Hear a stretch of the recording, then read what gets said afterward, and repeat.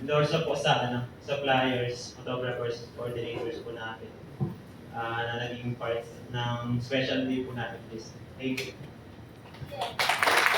Alright, and next, Ma'am Giselle. So first of all, this event won't be possible without God. Thank you, Lord. Maraming salamat po at matapos na rin. Makakatulog na yung mga puyat. Tapos makakakain na kami maayos. So, then po, thank you so much, lalo na po yung mga galing pa sa mga malalayang lugar. So, we have representatives from Luzon, Visayas, Mindanao. So, thank you so much. Lalo-lalo na yung mga galing sa Mindanao, the family of Clint, Tito, sila Noy, thank you so much. I hope ipasyal pa niya kayo bukas sa mga susunod na araw para mag-enjoy pa kayo.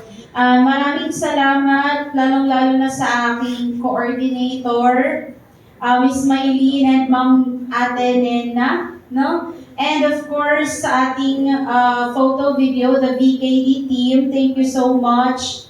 Pagod na, sunod-sunod yung kanilang event, and yet, nandito sila, at hindi sila nag-snap sa amin. Thank you. Kasi as a teacher, minsan kapag pagod ka na, may time talaga na mag-snap ka. Maiksi yung pasensya. Thank you for Miss Edsel and her team, City Garden Suites. Thank you for the delicious food, the very nice package, Ace Dream, grazing table. Sir Rudney, galing pa po siyang US. Pinagdasal ko talaga na wag ma-delay ang flight niya. Kasi paano na, baka si Sir Daniel. Pagkainin si Sir Daniel, tapos isusumpa ako sa school. Thank you.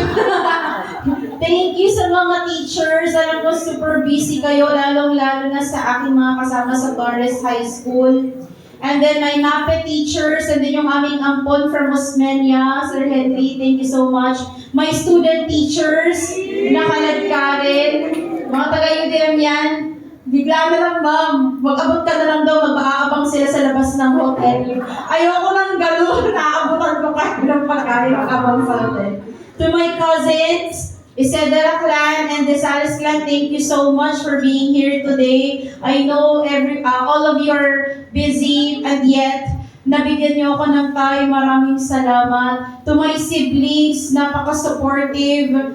And sa mga in-laws, mga hobbies, and kay PJ, maraming salamat sa oras.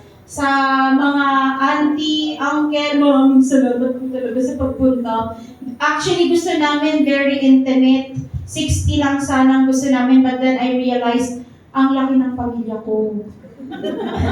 So, 50 pa lang kami ngayon. Paano na lang sa kanila, di ba? So, hanggang dito na lang yung kinaya. Hindi naman kasi kami ganun kaano.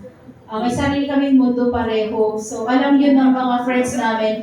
The choir! May musikang sakra or kung ano pang tawag sa atin. Iba-iba yung pangalan natin choir. Minsan musikang sakra, minsan Angeli something, minsan Coro something. Basta hatak lang kami. Thank you so much, Sir Kiambao. Siya po yung nag-ayos nito at saka niyan. Maraming salamat.